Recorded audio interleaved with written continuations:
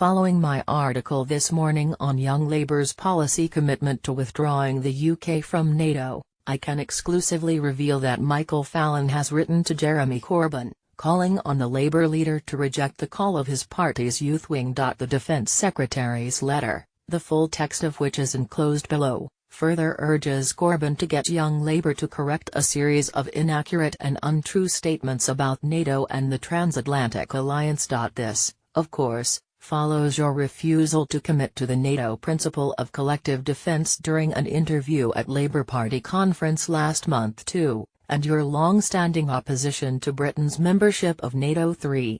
Given the crucial role that NATO plays in our defence and the role the UK plays in NATO, the public here and our allies abroad deserve clarity on your stance on this matter. Will you therefore, in your own words rather than those of your spokesman, categorically reject this call from Young Labour?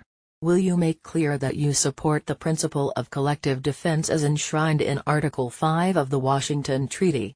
Will you ask Young Labour to correct the inaccuracies in the motion passed this weekend and clarify the following points? That NATO was not formed in order to enshrine the dominance of American interests in the 1950s as claimed, but has in fact kept this country safe for nearly 70 years and was created because Western Europe faced a very real threat of invasion from the Soviet Union. That NATO's current presence in countries such as Estonia and Poland is welcomed and necessary for the defense of Europe, particularly in the face of Russian belligerence. That we owe a debt of gratitude to the 1,000 British personnel who are part of NATO's enhanced forward presence and are proud of the role they fulfill in keeping Britain and Europe safe. That NATO is headed by Jens Stoltenberg, who is not a fascist, but a key ally of the UK and someone who I was delighted to welcome to the UK and the home of our independent nuclear deterrent a fortnight ago.